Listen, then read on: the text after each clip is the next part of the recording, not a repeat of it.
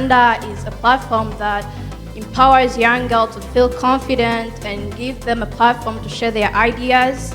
And I wanted to be, my sound to be heard in a bellow, my voice to be an echo. Ikintu cya mbere gitumye numva meze neza nuko nashaka kuza mu irushanwa rya Nyampinga w'u Rwanda uno munsi nkaba narigezemo.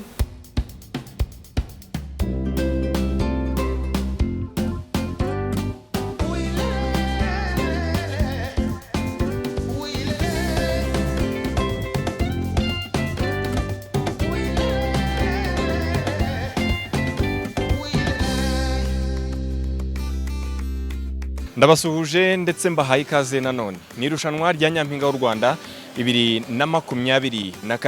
Ni irushanwa ritangiriye mu majonjora yibanze cyangwa se auditions mu ntara, aho ku munsi w'ejo twari turi mu ntara y'Amajyaruguru mu karere ka Musanze, aho abakobwa 9 bamaze kuboneka abazahagararira intara y'Amajyaruguru. Uyu munsi turi mu ntara y'Iburengerazuba, turi mu karere ka Rubavu, aho abandi bakobwa 50 barenga biyandikishije muri ino ntara kugira ngo hatoranywemo abazayihagararira mu marushanwa ya Miss Rwanda 2022 bagiye kuba baca imbere y'akanama nkemurampaka, bagiye kuba bapresenta imishinga yabo banasubiza ibibazo bitandukanye kugira ngo aba judges nabo baze guhitamo abakobwa bazahagararira intara y'Iburengerazuba muri Miss Rwanda 2022. Ariko mbere yuko twerekeza muri sale, munyemerere tubanze twumvuka aba bakobwa bameze, tubanze tumenye mood bafite, tubanze tumenye uko biteguye guca imbere y'akanama nkemurampaka, uko biteguye gusubiza ibibazo bitandukanye ndetse n'ikizere bifitiye kugira ngo babone pass cyangwa se uburenganzira ndetse n'amahirwe yo guhagararira intara y'Iburengerazuba muri Miss Rwanda 2022. Mugumane natwe. Miss Rwanda 2022 yatewe inkunga na Africa Improved Foods, University of Kigali, Bella Flowers, Hyundai Rwanda, Forza Gaming, Primus, La Palisse Nyamata, Volcano Express, East African Promoters, Africa Medical Supplier, Merci Petroleum, Rwanda Forensic Laboratory, Makuza Peace Plaza, Copa Telecom, Smart Design, Igihe Limited, HDI Rwanda, Ian Collection, Bisa Decor, Keza Saloon, Diamond Smile Dental Clinic, Celine D'Or, Auto Express Garage, Uzima Polyclinic, RBA, na Bank of Kigali, financially transforming life. Neza. Neza. Witwa nde? Nitwa Irumba Elodie. Elodie. Yego. Elodie, umeze neza? Meze neza. Umeze neza? Yego. Umuntu ufite mu bwoba? Oya ntabwo. Yego. Gashize. Witeguye gute kunyura imbere y'aba judges no gusubiza ibibazo bikomeye bari bukubaza, cyangwa se byoroshye bitewe nuko wewe wiyumva? Yego niteguye neza, ubundi cyambere ngiye kindi mu mutima, ntago nitaye kuri bagenzi banjye ko twese ahangaha turashoboye, ahubwo icyambere ndagije imbere yuko nzangaha ni Imana. Munyemerere nanone nkuko turimo kugenda twakira abakobwa batandukanye bagiye kuba mu kanya gato baca imbere y'akanama nkemurampaka, twakire undi mu barimo guhatanira guhagararira intara y'Iburengerazuba. Muraho? Muraho neza. Umeze neza? Ndakomeye. Witwa nde? Nitwa Mukundwa Ruth Mireille. Mukundwa Ruth Mireille. Uriteguye guca imbere y'aba judges? Yego nditeguye. Cyangwa urumva bakongeraho nk'indi minota 30 yo kwitegura? Oya ahubwo nuba banjyana aka kanya.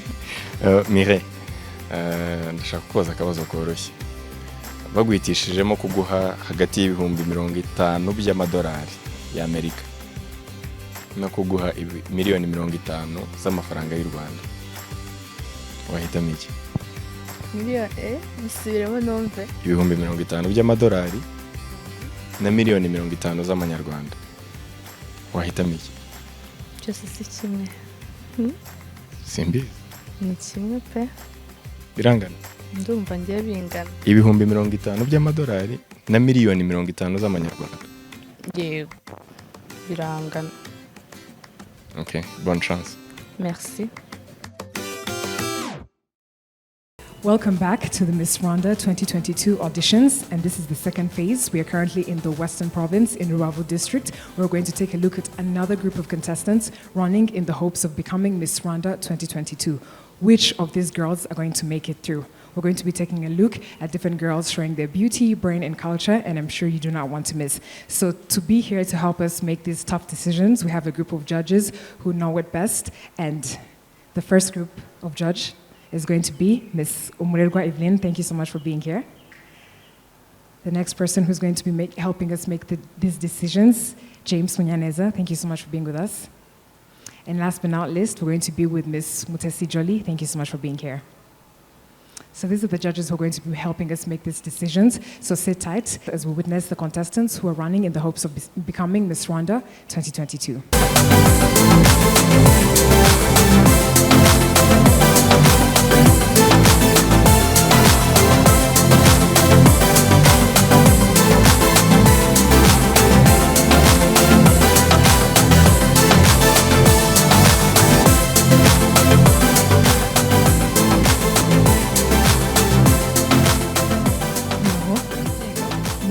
Meze neza. Liteguye? Yego. Okay. Watubwiye amazina yawe? Nitwa Keza Maolithia. Keza? Keza Maolithia. Maolithia. Urifuza kuvuga mu ruhe rurimi? English. English. Okay, good luck. Thank you. Keza, how are you? I'm good.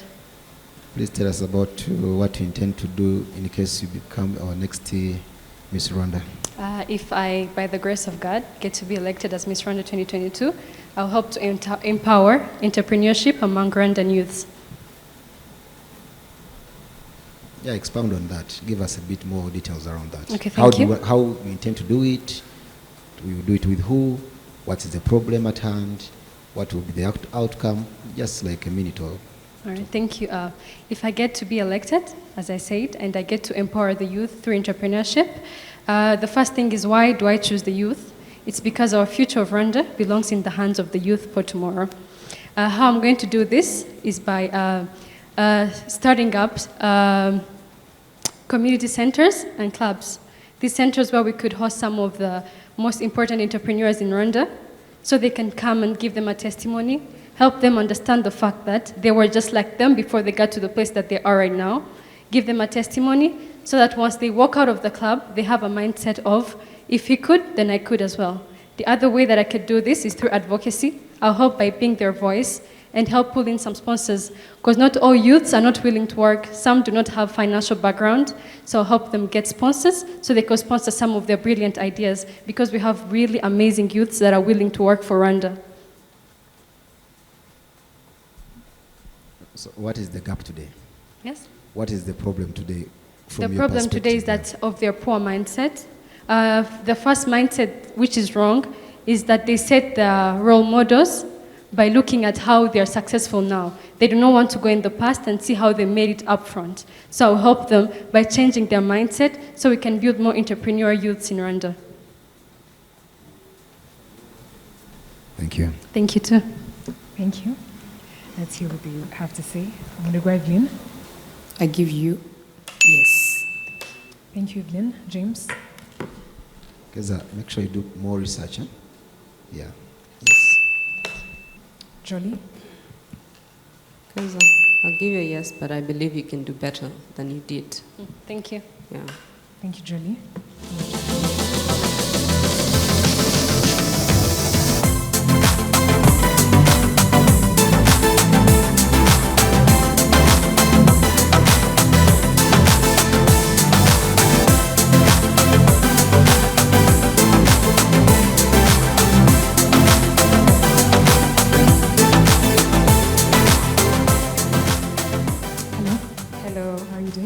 Fine. Are you ready? Yeah, I'm ready. All right, please tell us your names. My name's Uwajeneza Peggy. Yeah, thank you. All right, Uwajeneza? Peggy. Peggy. Yes. All right, which language would you like to use? I like to use English. All right, good luck. Thank you. Hi, Peggy. Hello. Mwambenez. So my question is, why are you here? I'm here in Miss Rwanda 2022 to bring an impact in our country as a female of Rwanda. Thank you. How would you like to bring your impact? Thank you so much. The way I would like to bring an impact in our country is improving the family planning in Rwandans. I want to do campaigns that motivate Rwandans on how they can do family planning, and also I tell them the positive impacts of family planning. Thank you. Thank you, Peggy. Thank you. You're welcome. Johnny, what is your verdict? Peggy, I'll give you a yes, but I would like to give you a simple comment. Yes. Try and do some good research because you have a good project, but then do a good research and make sure that you have tangible things you have to tell to the people. Yes, thank you so much. Thank you, Johnny. James? Peggy, you're a bit shallow on substance, like really the kind of thing that you would want to do in terms of how do you want to approach this. Yes. Yeah, so I really hope that we can go and work on that. Elaborate on the issue. Show how you want to do it. What you expect from that. But I'll give a yes. Thank you so much. Thank you, James. Evelyn, yes or no? It's yes. Thank you so much. Good luck.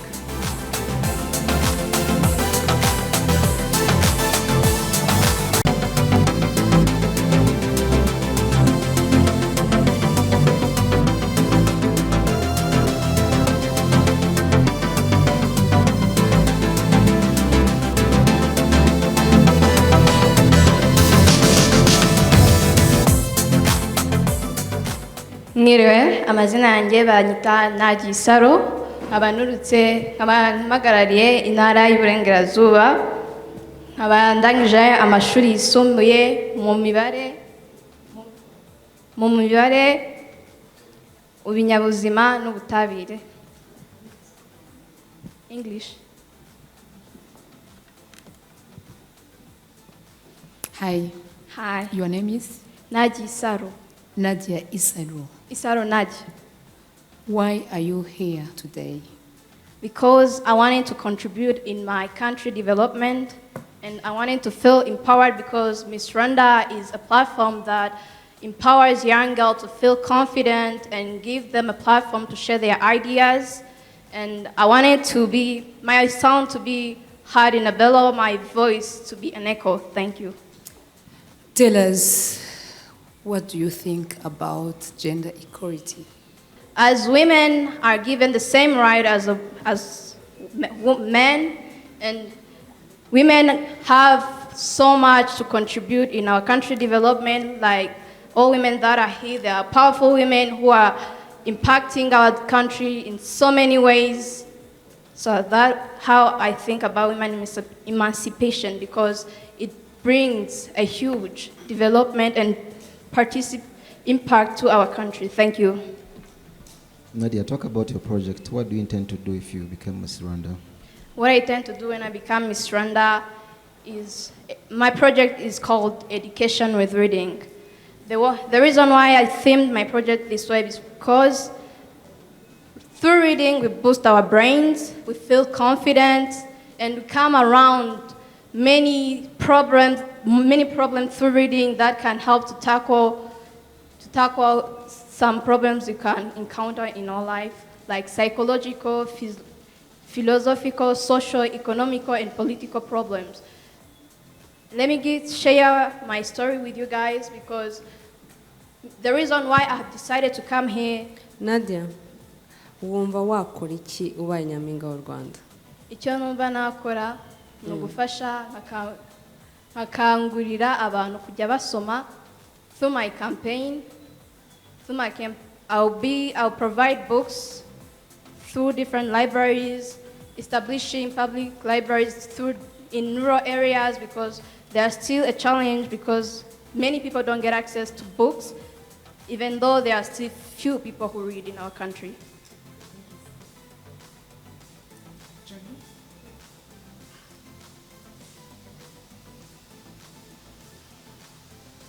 Is it a yes or no? Nadia,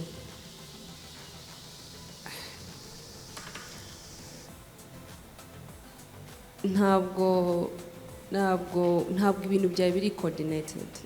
Uravuga ibintu byinshi, urashaka gusoma, kwigisha abantu gusoma, education, ntabwo usobanura impamvu uko uzabikora, ntabwo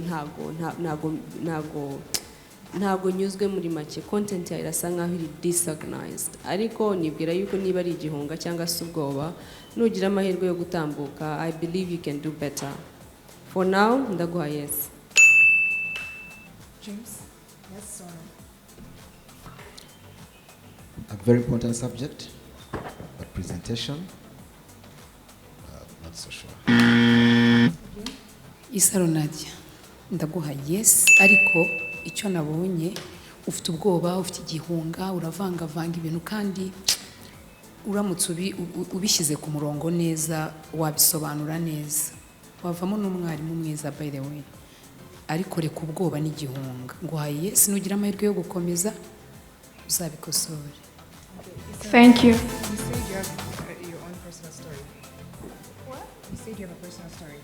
Yeah, my personal story is because the reason why I decided to participate in Miss Rwanda, before I usually watched Miss Rwanda pageant yearly, and I felt the urge to come and contribute, give my contribution, but I was still afraid. But when I read a book about empowering women by Louise Hay, that's when I decided to join here, to come here and give my thoughts to the world.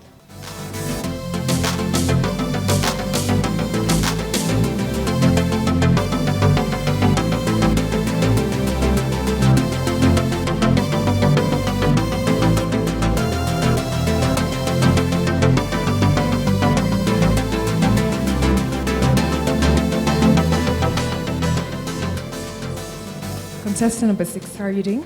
I'm good, how are you? I'm very good. Are you excited? Yeah, I'm excited. Are you nervous? A bit. A bit? Okay, you got this. What are your names? I'm by the names of Nshuti Muheto. Nshuti Muheto. Yeah. What language would you like to speak in? I would like to use Kinyarwanda. Okay, good luck. Thank you. Muheto uri mwiza pe. Murakoze cyane. Warubizi? Murakoze. Oya, warubizi. Ntabwo navuga ngo ndabizi. Za amahirwe masa. Murakoze. Muheto. Yego. Uraho. Uraho neza. Yeah.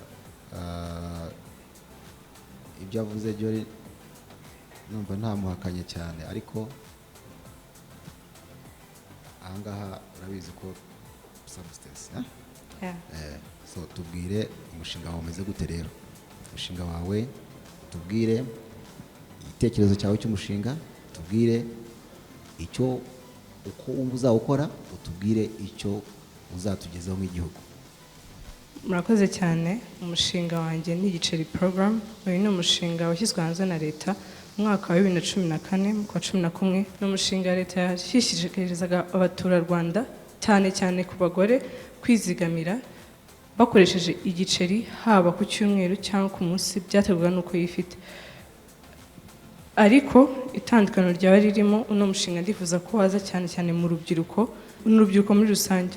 Umushinga wanjye ikintu uzabuje gukemura cyangwa gufasha twabibonye cyane muri kino gihe cya corona, imibereho mu cyagiye yarahindutse cyane. Igitekerezo cy'uyu mushinga cyaje ubwo nabonaga akamaro iriya projet yagiriye abantu bari kuwukora cyane nko mu byaro, nko muri Nduba, wafashije cyane abawukoze, abagore bakoze mu icyo gihe kwiteza imbere. Hari abatangiye ama business yabo barabafashije cyane. Muheto, ndacyumva igitekerezo cyumvikana. Okay. Uzagikora gute rero? Ukuntu nzabikora ndakeka hari ibintu utakwiga ukuze ngo uhite ufata cyangwa uhite wumva yuko hari akamaro bigufitiye cyane. Ndumva yuko bino bintu byo kwizigamira tubihereye mu mashuri mato, umwana agakora ari ibintu atekereza, agakora ari ibintu yigishwa, bizamufasha kubyumva vuba, yumve yuko hari icyo byamumarira kuba yakwizigamira. Icyo ni icyambere. Ubundi buryo bwa kabiri nabikoramo, nagereza kubinyuza mu bukangurambaga, binyuze mu mahuriro bagenda bahuriramo nk'ama unity clubs. Ubundi buryo nabikoramo, nagerageza kujyana n'itangazamakuru, tukabinyuza mu binyamakuru, tukabinyuza mu maradiyo, ku mateleviziyo, kuri programme zigenda zitandukanye zanyura. Hanyuma nk'igihugu kumva bizatugeza ku kirero. Inyungu imwe ya nyuma wumva uvuga uti y'ingenzi savings culture ibaye iri rooted, twayizamura amashuri mu bana batoya bakazamukana, abantu bakajya basavinga, nk'igihugu byatugeza ku kirero. Ego. Kwizigamira biramutse bibaye mu muco wacu nk'igihugu muri rusange byadufasha kuba abantu batangira ama business yabo ku giti cyabo, byagabanya ikibazo cy'ubushomeri ko bagiye bizigamira byazagira cyagiye babona cya gishoro cyo kuba batangira umushinga wabo cyangwa business yabo. Ikindi cya kabiri byafasha urubyiruko cyane nko kuba n'abategarugori nk'ubu ngubu. Ndamutse nizigamiye, hari abari badashobora kujya ku ishuri ko bahura n'ibibazo byinshi bitandukanye kuko babonye yuko wenda ibibazo tugira bya buri kwezi ukumva yuko utajya ku ishuri kuko ufite isoni yuko wenda baguseka bagira iki, ariko uramutse wizigamira wabona ayo mafaranga yo kuba wagira icyo wifasha ukigura ibyo bikoresho waba ukeneye ukaba wajya ku ishuri, bigafasha umwana w'umuhungu nanone mu kwigira. Yizigamira yagura itungo rigufi niyo yaba inkoko yamufasha. Byumvikanye. Thank you. Akoze. Thank you. Joby, what are your thoughts? Muheto nk'uko nakubwiye urasa neza, witeguye mu buryo bugaragara, urabibona kuri mu marushanwa y'ubwiza koko, ariko inama nakugira ni uko fata umwanya utegura umushinga wawe neza, uvuga umushinga n'uyu nguyu uje gukemura ikibazo iki ngiki, tuzunguka ibi ngibi, igihugu kizunguka ibi ngibi, ariko ubu ngubu ndaguha yes. Good luck. Thank you, Jolie. James? I think Muheto did well. You just need to be calm, believe in your idea, sell the idea, be convincing. That's all. Yes. Thank you, James. Evelyn? Muheto, reka kugira ubwoba cyane, sibyo? Ibintu byawe birateguye, ariko hari ibyo utinya kuvuga, ngo hari ibibazo abakobwa bagira ngo buri kwezi wabivuze ko bakenera amapads, ninde utabizi, n'ibindi bitandukanye. Donc gerageza wivanemo ubwoba kandi ibintu byawe ubishyire ku murongo. Ugenda guha yes.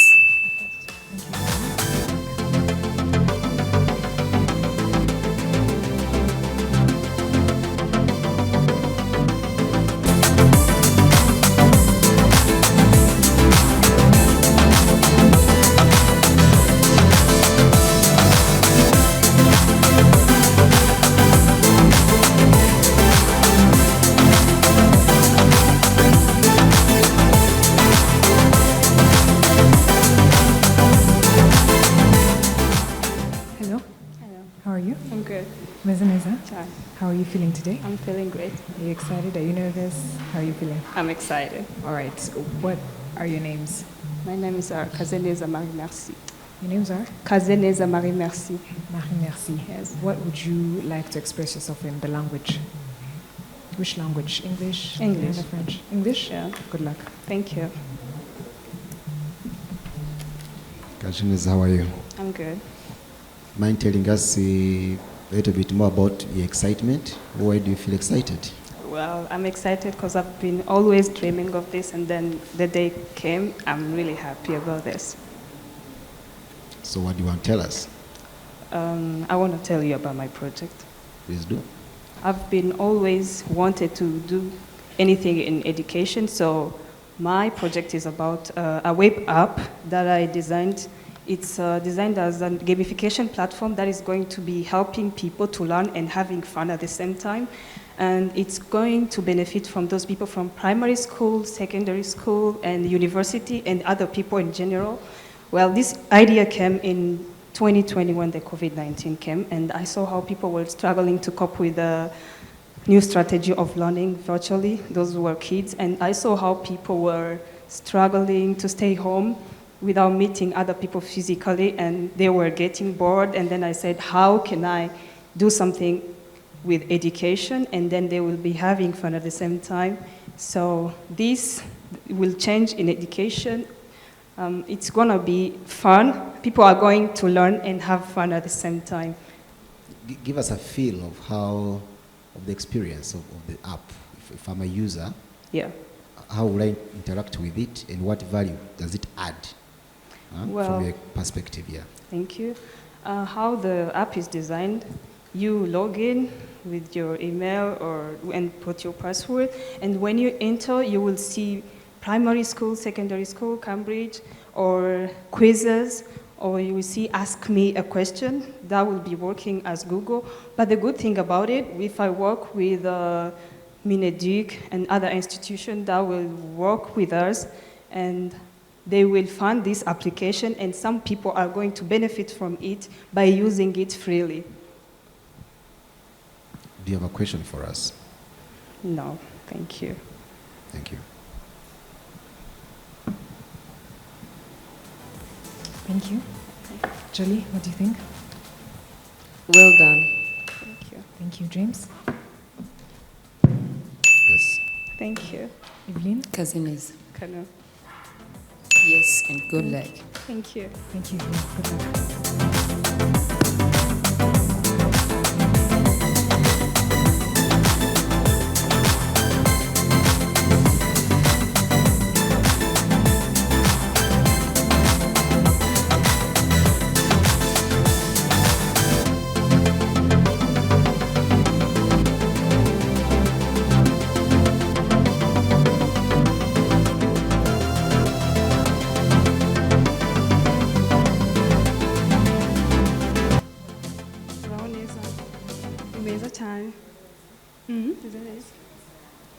Nitwa Stella Matutina Murekatete, ndi umunyarwandakazi w'imyaka 21, nasoje amashuri yanjye yisumbuye, nkaba narize PCM, physique, chimie n'imibare. Ushaka gukoresha ubumenyi Ikinyarwanda. Stella Matutina, wiriwe neza? Wiriwe neza. Ubwiye Martina ngo umeze neza cyane, impamvu umeze neza cyane ni iyihe? Ikintu cyambere gitumye numva ameze neza nuko nashaka kuza mu ishanwa rya Nyampinga w'u Rwanda uno munsi nkaba narigezemo. Ugize amahirwe yo guhura na Minisitiri w'Uburinganire n'Iterambere ry'Umuryango, niki wamuganiriza? Minisitiri w'Uburinganire n'Iterambere ry'Umuryango. Ego, murakoze. Ngiriwe ayo mahirwe yo kuba nahura nawe, icyambere namubwira namusaba ko bakora ubukangurambaga mu muryango. Impamvu no kwera iki, muri iyi minsi dusigaye tubona impfu nyinshi z'ababyeyi cyangwa se abana runaka bitewe n'amakimbirane yo mu muryango. Icyo kintu rero kigasanga kenshi hari igihe gihungabanya umugore cyangwa se umugabo mu buryo bumwe cyangwa se ubundi, cyangwa se umwana bibarutse ugasanga nawe bigiramo ikibazo, harimo ibijyanye n'imitekerereze mibi cyangwa se ibindi bibazo runaka ahura nabyo kubera ibibazo byo mu muryango. Icyo nicyo kintu cya mbere namusaba kugira ngo babashe kuba bateza imbere imiryango mu buryo runaka, kandi nanone bikaba byanafasha abo bana baturuka muri iyo miryango kubaho neza nta kibazo na kimwe bahura nacyo giturutse mu muryango. Murakoze. Ubukangurambaga se ko bwakunze gukorwa, hakaba hari n'ababihishira, hakaba haba ibintu bitandukanye bya depression n'ibindi kubera icyo kibazo, wowe umwihariko wamuganiriza n'uwuhe kugira ngo iki kibazo kigaragare? Baravuga ngo ujya gukira indwara arayirata. Ni iki cyakorwa? Icyambere nekereza ko impamvu basha guhishira icyo kintu, hari ukuntu wenda nk'iyo bagiye kuvuga nk'ikibazo runaka ugasanga bakuzanye wenda nk'ahantu atisobanura ibintu nk'ibi. Natekereza ko namubwira yuko yashyiraho umurongo mu gihugu cyose utishyuzwa, ubashe ko yagira icyo kibazo yabasha kuba yahamagaraho, kuko bitandukanye nuko ushaka kumubwira ati ngwino tugende hariya usobanura ikibazo cyawe ugasanga aratinya. Ariko uwo murongo ntekereza ko guhamagara ari ubuntu buri muntu yakisanzuramo kandi bikamufasha cyane. Umushinga wawe ni uwuhe? Umushinga wanjye ni uwo gufasha urubyiruko kwihangira imirimo biciye mu bukorikori ndetse n'ubuhanzi bujyanye no gushushanya. Uzakora gute? Uzashyirwa mu bikorwa gute? Uzagerwaho gute? Uzaca mu zihe nzira? Inzira ya mbere nzacamo, nahisemo uturere runaka muri buri ntara. Mu burengerazuba nahisemo Rusizi na Rubavu, muri Kigali nahisemo Kicukiro, mu majyaruguru nahisemo Musanze, mu majyepfo nahisemo Ruhango, mu burasirazuba nahisemo Gatsibo. Uko umushinga wanjye uzajya mu bikorwa rero, uranatubwira impamvu wahisemo utwo turere? Ego, impamvu ya mbere nahisemo utwo turere, ubushakashatsi nakoze nasanze bafite urubyiruko rwinshi ariko usanga rudafite akazi. Rero mu bijyanye n'ubukorikori ubusanga nabafasha mu bijyanye no kudoda inkweto, kudoda imyenda ndetse n'ubuhanzi mu bijyanye no gushushanya, kuko hari abafite impano nyinshi. Ikindi kandi ugasanga urubyiruko nta kazi rufite, kuko nta kazi rufite ugasanga uramutse urufashije ukaba wabahereza nk'abantu abigisha kuba bakora ibyo bintu by'inkweto, kuba badoda iyo myenda, bizabafasha kuba babona bimwe mu bintu by'ingenzi bakeneye kuba bakigurira batarindiye gutegereza ko undi muntu wese ashobora kuza kukibakorera.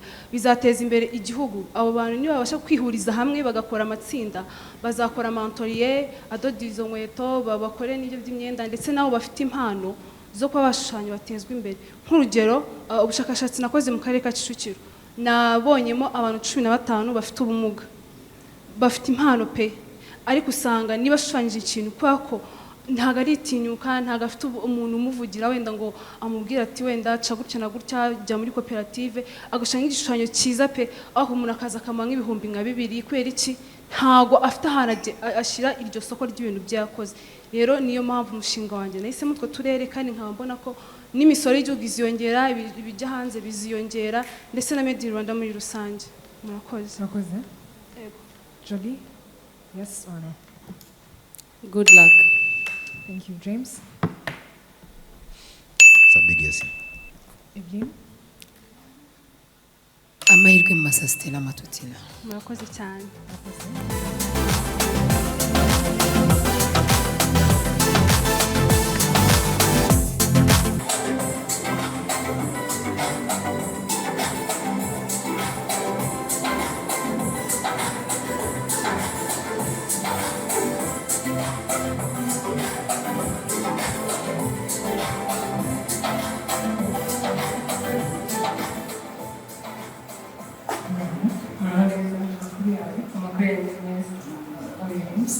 My name is Muringa Jessica.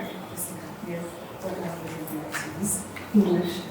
Yeah, correct. Thank you. Yes, good afternoon. Good afternoon. Which district do you come from? I'm coming from Kazeneza district. Kazeneza district. All the way from Isaro Nadia. Yeah. To Rwanda. To Rwanda, yeah. Because that's the good reason, very good reason why you did that trip. Tell us why. The first reason I made the trip from Kazeneza district to Rwanda district, first of all, is because when I was registering for Miss Rwanda, I wanted to represent the Western Province, and the ceremony was taking place from Rwanda district, so that's why I took the trip from Kazeneza district to the Rwanda district. You come with ideas, right? You come with ideas. Yes. Which ideas? Tell us. So my idea is about fighting against stunting among children who are under the age of 5. Thank you. Or what I can call in my language, kurwanya igwingira ry'abana bari munsi y'imyaka 5. What's the situation in Karongi? The situation in Karongi is quite bad, because the numbers there show that in my district, 32% of children in my district are stunted. So it's a really big problem in my district. So what do you see as the solution going forward? Thank you very much. So if I become Miss Rwanda, first of all, I will sensitize the youth so we can teach the parents of these children about stunting. Because one of the causes of stunting is the poor knowledge that the parents have about stunting. So I will sensitize the youth so we can teach parents more about this problem so they can fight it on a family level. Second of all, I'm going to work with the local communities and the health community workers so we can localize these children in the given areas that are more affected by stunting. So we can localize these children, and we know. Can I say my innovation about this project? Sure. Okay. So my innovation about this project is I'm going to start small nutrition farms, all food processing farms in rural areas that are more affected by stunting, so that we can fight this problem in rural areas by bringing food processing industries. Thank you. I have one more question to you. What do you understand by the term women emancipation? Thank you very much. What I understand by women emancipation is giving women rights to do many different activities in the society, like education, going in the parliament, and thank you. Thank you. Good luck. Thank you.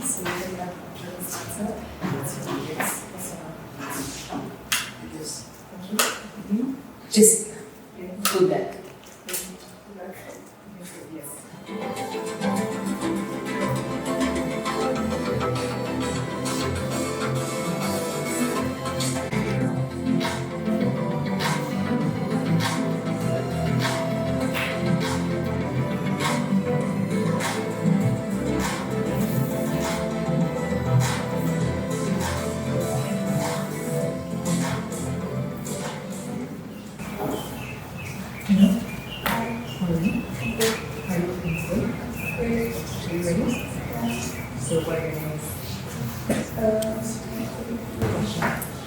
Murakoze abasangiye twavuze ateganya kabiri y'imyaka 19.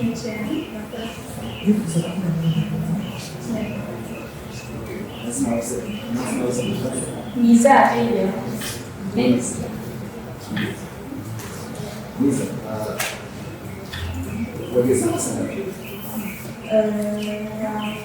12 heures. Labda wageze ahangaha amasaha sangahe? Muri hoteli. Saa tanu na saa tanu. None bigeze hafi saa kumi. Ushobora kuba wihanganye. Ufite icyo ushaka. So bashaka ikintu. Nk'uko tubizi ntabwo igihugu cyateye imbere hari uduce tumwe mu bihugu tukidindiye mu iterambere. Umushinga wanjye werekeye ku kirwa cya Mongo, ikibazo gikunze kugaragara rero n'inzara. Akaba ari byo bitera abana bamwe mu bana ntabwo umunyeshuri yajya kwiga afite inzara kandi aribyo bikomokaho imirire mibi, aribyo bitera kwiyongera kw'abana. Kandi Rwanda ariko nifasha kwiteza imbere kugira ngo igendane n'igihugu cyose turusheho gutera imbere.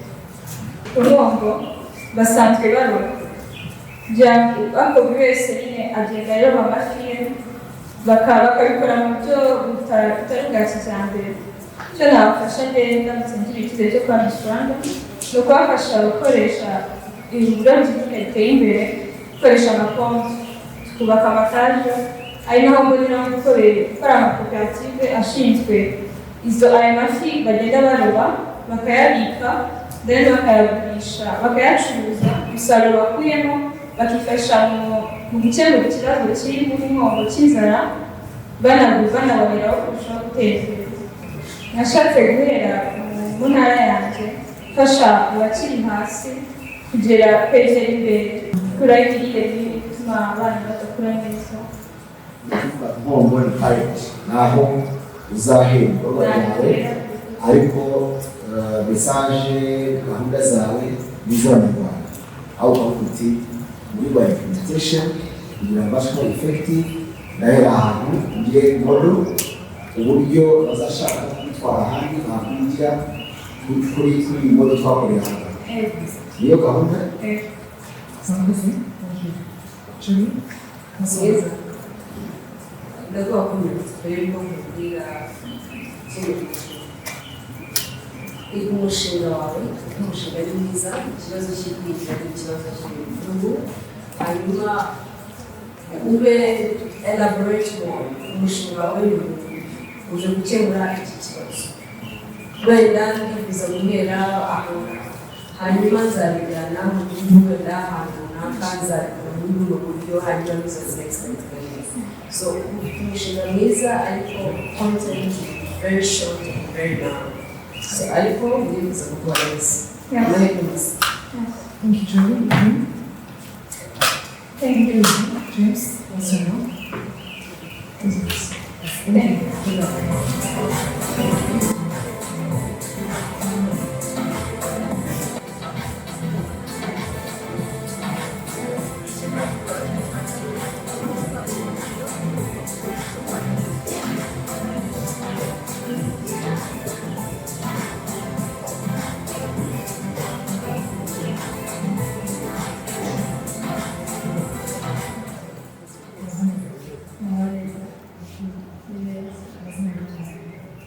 Amazina yanjye ni Umubyeyi Sandrine, wanjye umunyarwandakazi w'imyaka 19, abanje guhatanira ikamba rya Nyampinga y'u Rwanda 2022.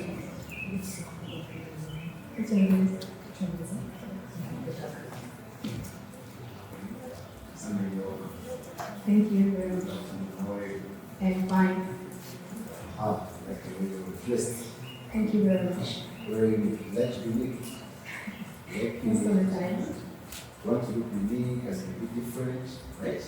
Yeah, I wanted to also represent my country because this is, after all, the beauty pageant for Rwanda, so I just wanted to try something different and dress for my country. Explain a bit more.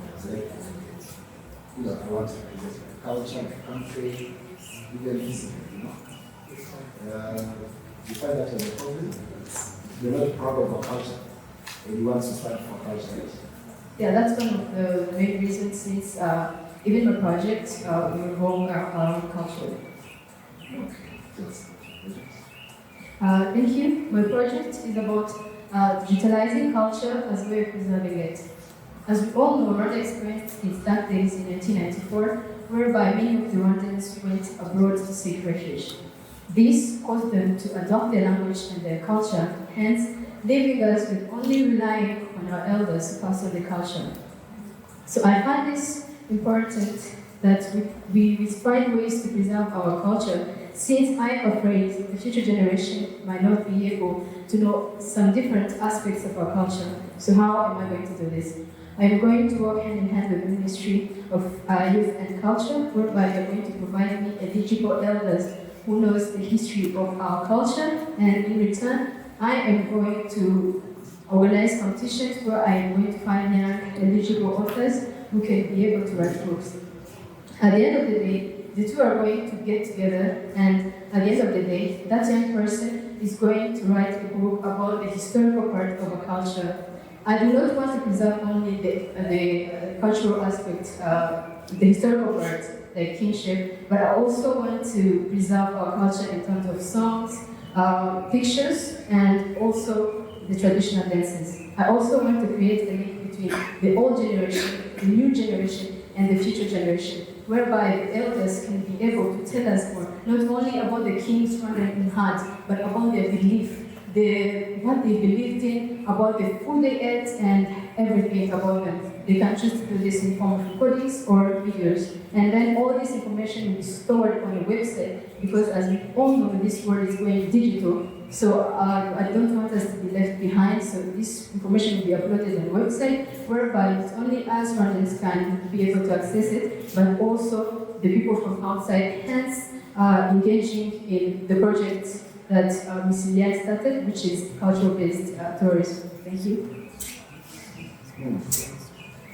Okay, just before we try to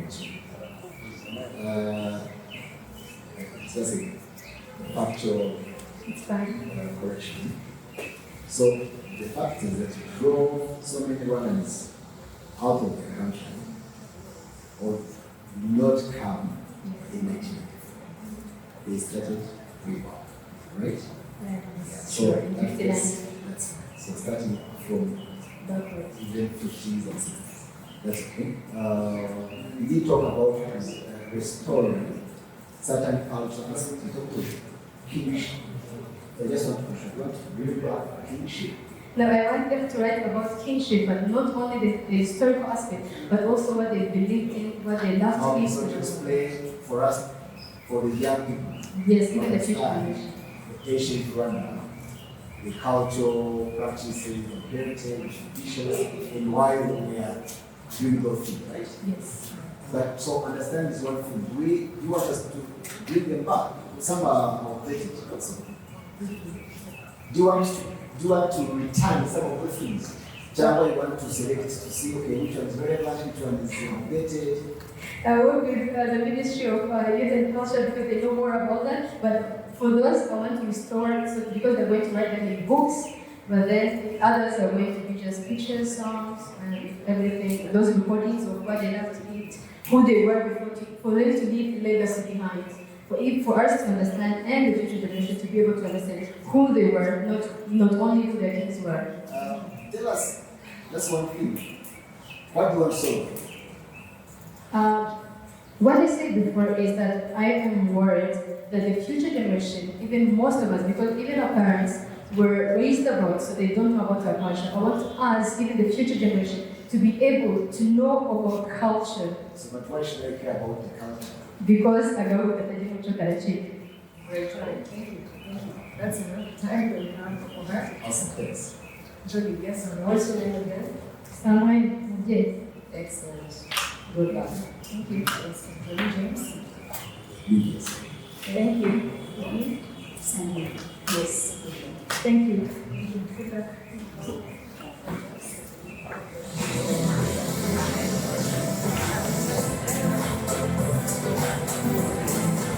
Miss Rwanda 2022 yatewe inkunga na African Improved Foods, University of Kigali, Bella Flowers, Hyundai Rwanda, Forza Gaming, Primus, La Palisse Nyamata, Volcano Express, East African Promoters, Africa Medical Supplier, Meris Petroleum, Rwanda Forensic Laboratory, Makuza Peace Plaza, Copa Telecom, Smart Design, Igihe Limited, HDI Rwanda, Ian Collection, Bisa Decor, Keza Saloon, Diamond Smile Dental Clinic, Celine D'Or, Auto Express Garage, Uzima Polyclinic, RBA, na Bank of Kigali, financially transforming lives. Welcome back to the Miss Rwanda 2022 Western auditions. We are back and the judges have finally made the decision. I know this is the moment that you have all been waiting for. We're about to find out who of these girls are going to be representing the Western province as we find out who is going to move on in the hopes of becoming Miss Rwanda 2022. So Sam, off to you. Tell us who's the first contestant to make it. Thank you very much, Martina. I have 9 names with me of contestants who qualify to the next round of being Miss Rwanda 2022. Contestant number 1 to qualify to the next round of being Miss Rwanda 2022. Number 33.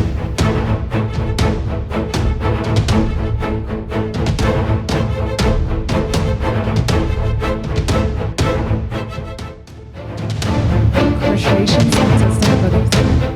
You have made it. You're moving on to the next round. Congratulations.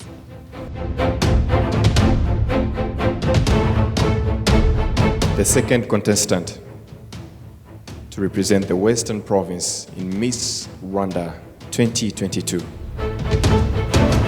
Contestant number 4.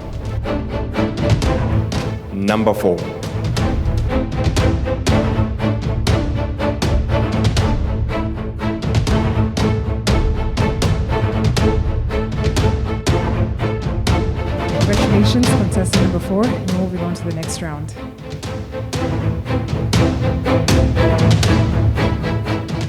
Abakobwa 9 nibo bari buhagararire intara y'Uburengerazuba mu irushanwa rya Nyampinga w'u Rwanda 2022.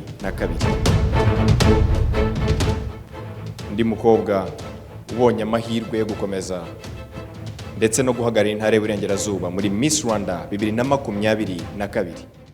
Nimero 15.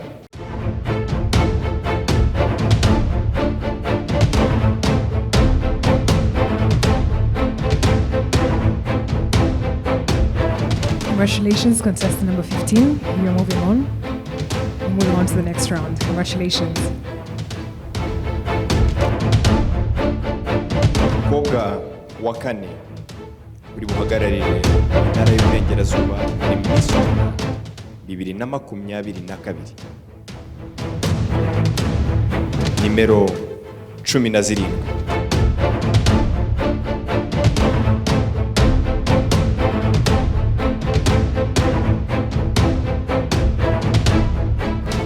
Congratulations, contestant number 17. You're part of the top 9 representing the Western Province.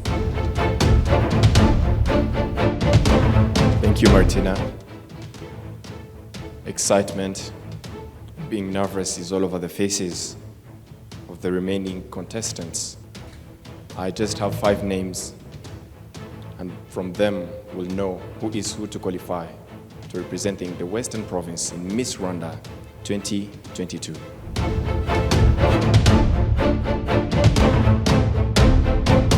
Number 32.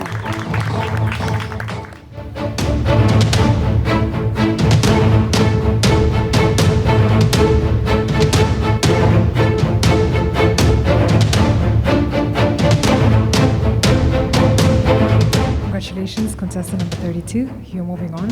You're part of the girls representing the Western Province. We're going to find out in a few seconds.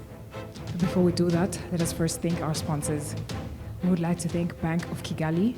We would like to thank Africa Improved Foods, Bella Flowers, Forza Betting, University of Kigali. We would like to thank Primus, Hyundai Rwanda, Volcano Express.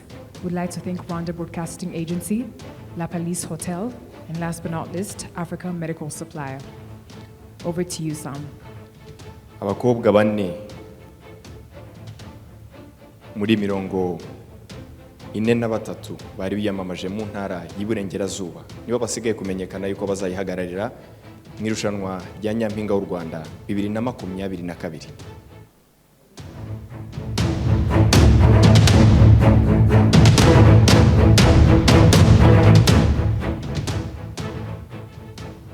Undi mukobwa ubonye amahirwe yo guhagararira intara y'Iburengerazuba mu irushanwa rya Nyampinga w'u Rwanda 2022.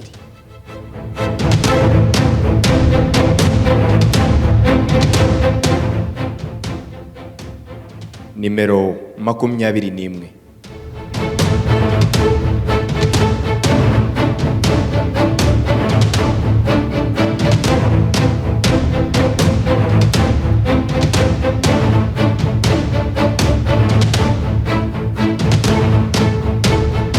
Congratulations, contestant number 21. You're moving on to the next round. Abakobwa batatu nibo dusigaje kugira ngo tumenye 9 bari buhagararire intara y'Iburengerazuba muri Miss Rwanda 2022. Undi mukobwa ubonye amahirwe yo guhagararira intara y'Iburengerazuba muri Miss Rwanda 2022.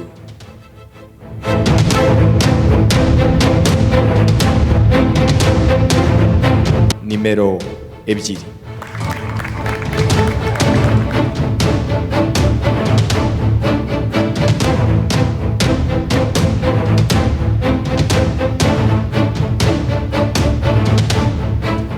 Congratulations, contestant number 2. You're part of the girls representing the Western Province. Before we find out the remaining 2 contestants moving on, we would like to thank our remaining sponsors. We would like to thank Rwanda Forensic Laboratory. We would like to thank Merez Petroleum, East African Promoters. We would also like to thank Makuza Peace Plaza. We would like to thank IUCM. We would like to thank Hopa Telecom, EGH, HDI, Diamond Smile, Smart Design, Ian Collection, Keza Salon. We would also like to thank Vista Decor, Muzima Polyclinic, Auto Express Garage, Celine Dor, and last but not least, Aflink. Sam, give it off. Nyemerere mbanze nshimire abakobwa bose bagize umuhate wo kwiyandikisha mu irushanwa rya Miss Rwanda 2022. Abakobwa babiri nibo basigaye kumenyekana kugira ngo tumenye 9 bari buhagararira intara y'Iburengerazuba muri Miss Rwanda 2022. Ni nimero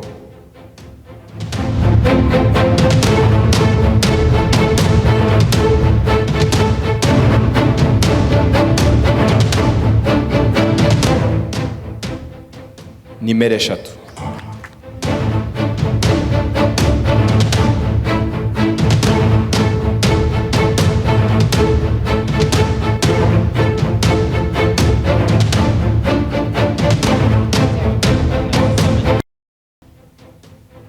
Congratulations, contestant number 3. You have received your pass. You're moving on to the next round.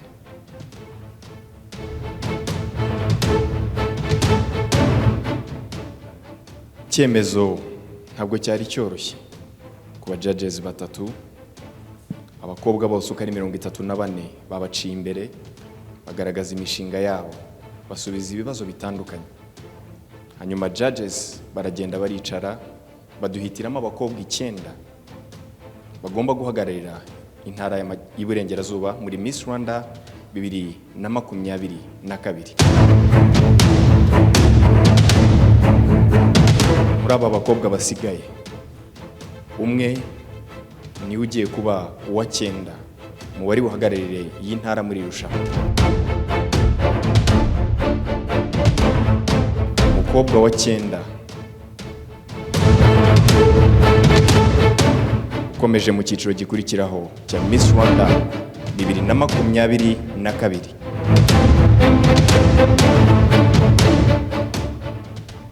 Ni nimero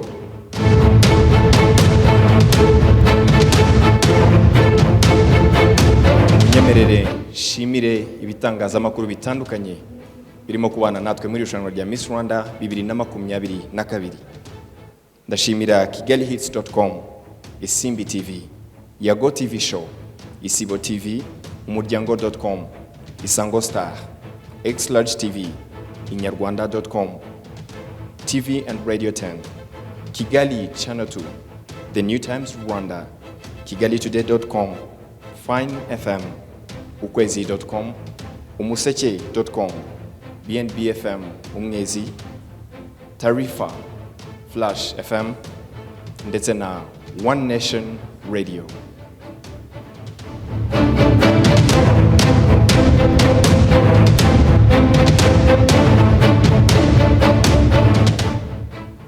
Ladies and gentlemen,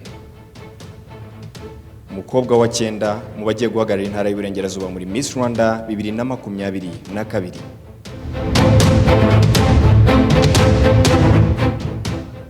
Ni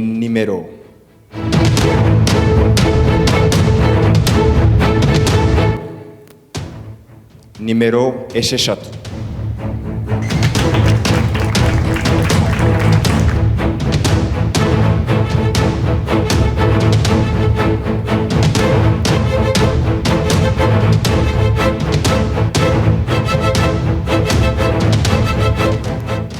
Congratulations, contestant number 6.